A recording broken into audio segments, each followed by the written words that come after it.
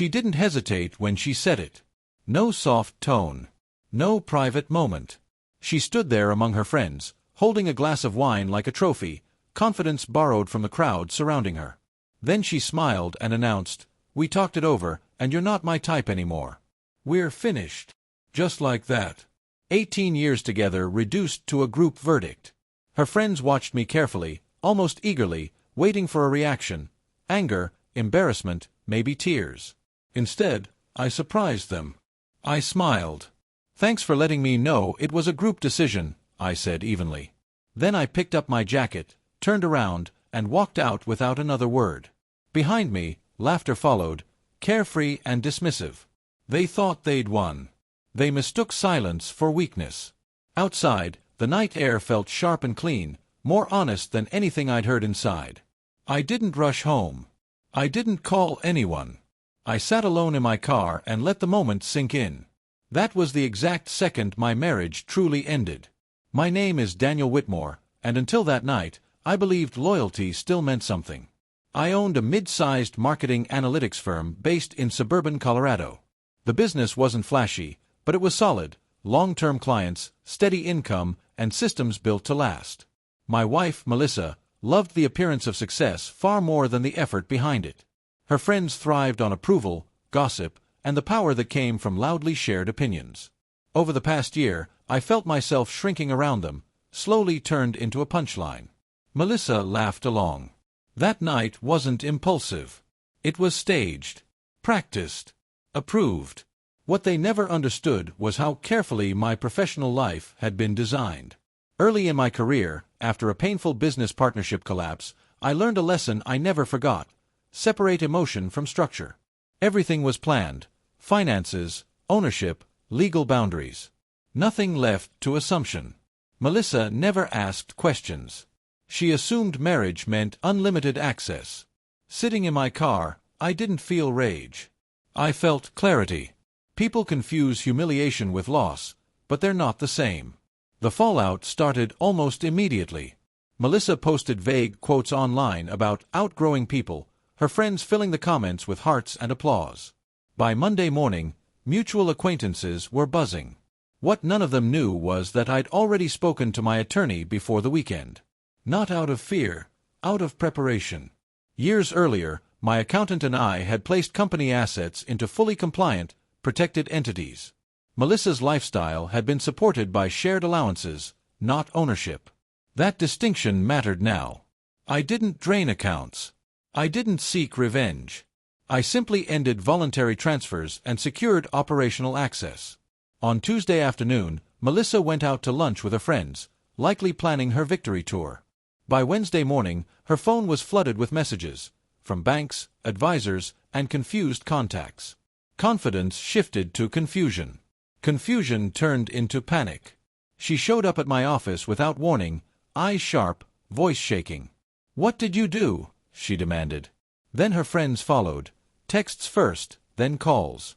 Confused, angry, desperate. They accused me of being petty, cruel, vindictive. I didn't respond. I didn't need to. Facts speak quietly, but they echo. Melissa's access disappeared. Spending stopped. Her version of events unraveled under basic questions. Why were accounts separate? Why wasn't her name listed anywhere? Why had the lawyers suddenly stopped sounding so sure? The same friends who laughed that night stopped smiling. Invitations slowed. Accountability makes bad company uncomfortable. When Melissa finally came home, she wasn't smirking. She was trembling. She demanded answers in front of her friends, hoping they'd back her up. None did. I handed her a folder she'd never once opened, agreements, legal structures, years of planning. The room fell silent. One of her friends whispered, "I didn't know." I nodded. "That's the danger of group decisions," I said. "They're usually made without understanding the consequences." They left quietly, their confidence gone. Once reality set in, the legal process moved quickly. Melissa's attorney adjusted expectations fast. Threats disappeared. Negotiations shortened. She kept her personal belongings, her car, and the comfort of telling herself she'd been wronged. She didn't receive half of what she never helped build. Her friends slowly distanced themselves, embarrassed by proximity to consequences. One tried apologizing to me. I thanked her and declined the conversation.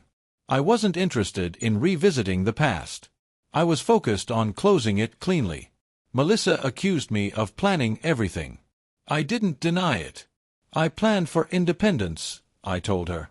You planned for entitlement. That difference mattered. The nights grew quieter. The mornings felt lighter.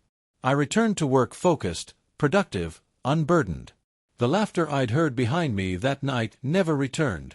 Instead, there was silence, the kind that forces people to face themselves without an audience.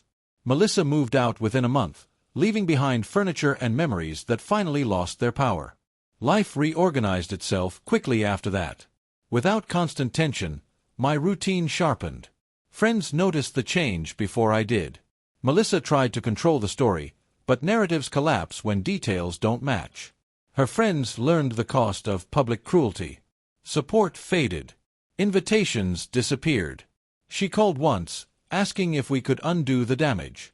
I told her nothing had been damaged. Something had been revealed. That difference mattered. I learned that humiliation fades, but preparation endures. People who borrow courage from groups rarely stand alone when consequences arrive. I didn't ruin her life. I stopped shielding it from reality. Peace doesn't require applause. It requires boundaries. Months later, I ran into one of Melissa's friends at a grocery store.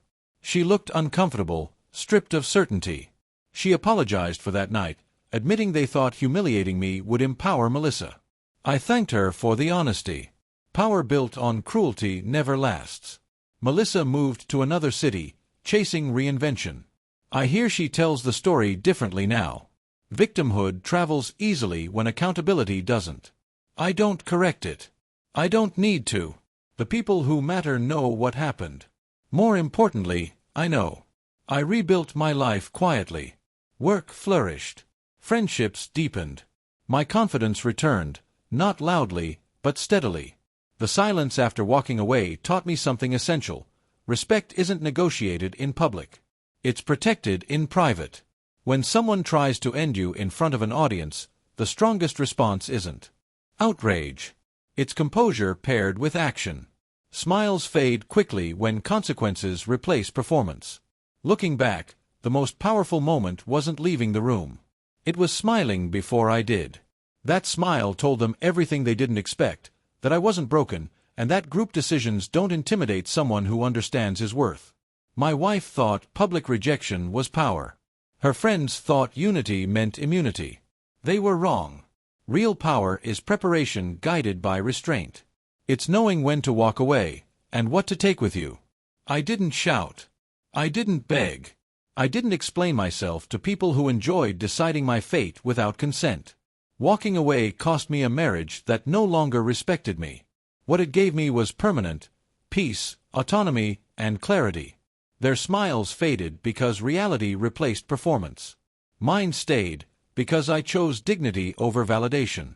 Some endings are loud and chaotic. Others are quiet and devastating to those who underestimated you. This was the second kind.